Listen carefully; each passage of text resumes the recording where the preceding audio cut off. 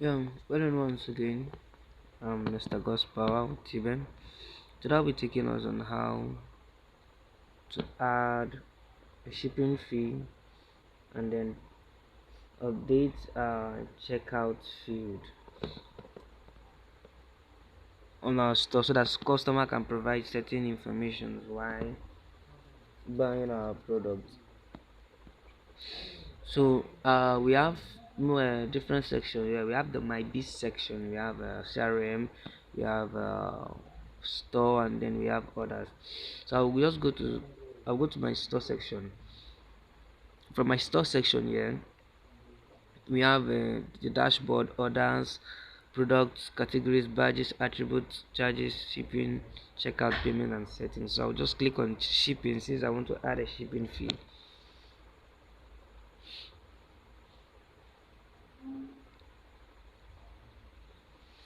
Go so here already my shipping fee is being enabled. So if I want to offer free delivery, I will just disable it. But since I want to add a shipping fee, I'll enable it. So here we have flat and percentage. If you want a flat rate, if you want a flat rate, you can just click on flat, put your rate there, which is the amount of money. Here we have applicable only if order is lower than. So if your order is lower than, because I put 5,000 naira here, if your order is lower than 5,000 naira, you will be charged 600 naira as the shipping fee. If it's above 5,000 naira, then maybe the order might be free. So after doing that, you can save. Okay. um, that's for the shipping. So now we are going to move fastly to the checkout field. Not okay. Click on the checkout icon here. You have minimum order. You have form settings, WhatsApp, mobile number. So from here you can decide to leave here blank. By default there will be nothing here. So you can decide to leave it. Except you have maybe product you don't want customers to buy limited a particular product at a particular amount. So yeah, I don't want my customers to buy product below 100 naira. So if there's any product there below 100 naira, my customer will be unable to buy. So this is the real thing why this is the main thing. I'm going to disable or uncheck all these boxes so we can uh, understand this more better. So this is the checkout form. This is where you customize your form in a way uh,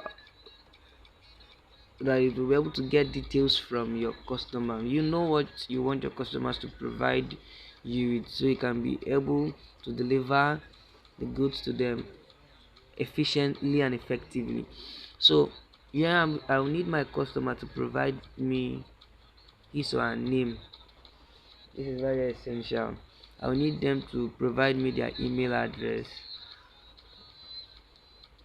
I will need them to provide me their address, and then I will need them to also provide me the landmark. What will I be used to note or recognize the area which I will deliver their goods to.